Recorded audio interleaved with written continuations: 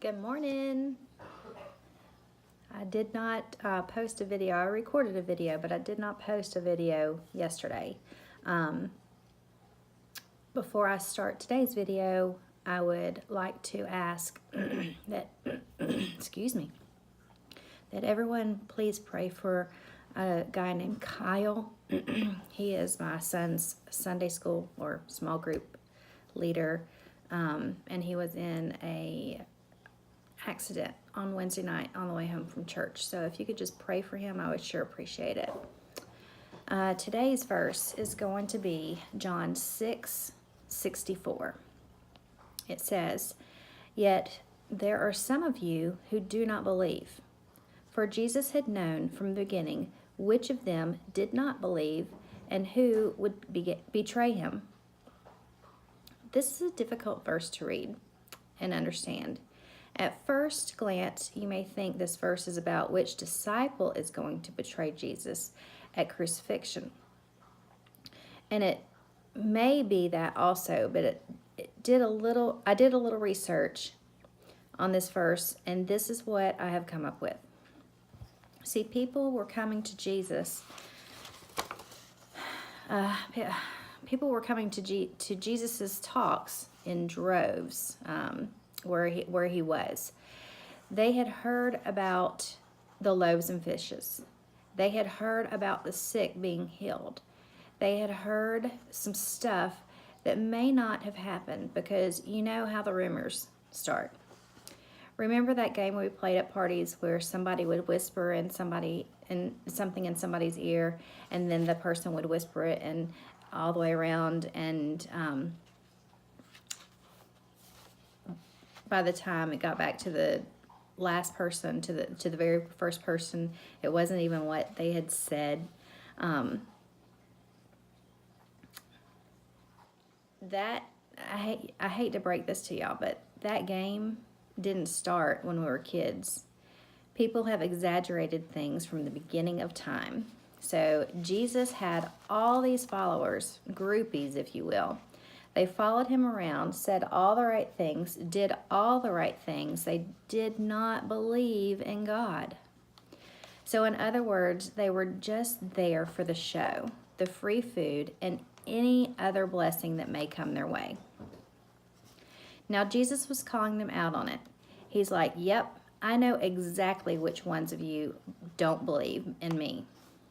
I know exactly which ones are here just to see the next miracle. God bless him for that, right? I know. He had the ultimate discernment. I know we all know somebody that is just there for the show. Let me be the one to say, we are not Jesus. Don't call them out on it. Let the Holy Spirit do that work for us. If you have a friend or acquaintance that is not a believer and they come to church with you every week, encourage them. Pray for them, because eventually, hopefully, they will open their hard heart and allow Jesus to come in. Then you will get to witness a miracle right before your eyes. Won't that be awesome? It is not our job to badger our friends and family. It is our job to live a life that is pleasing to God so that others, friends, family, or just people we meet on the street or in our workplace can see that there is something different, something good different about us. You never know who is watching you. I tell this to my kids and to the people that are in my Sunday school class and Wednesday night class all the time. You never know who's watching you. You never know who is listening to you.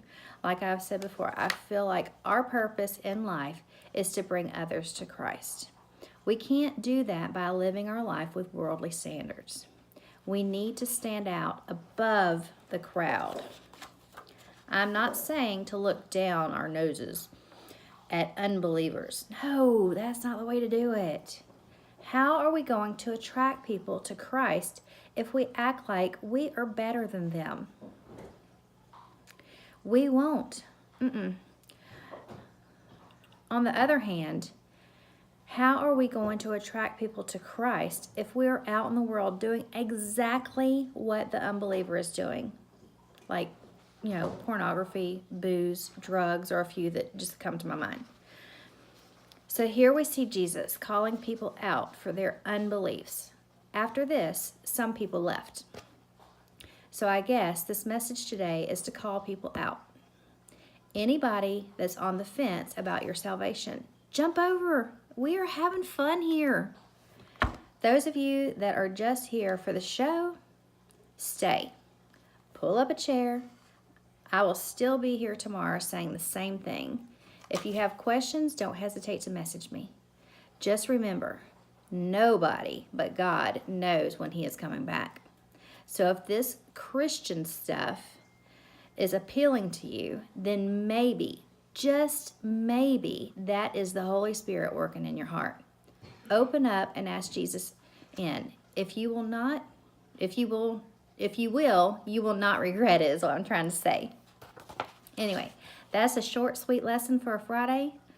This may go up on Saturday because I didn't post yesterday's video. I need to do that. But anyway, y'all have a great weekend, and I will see you Monday. Bye.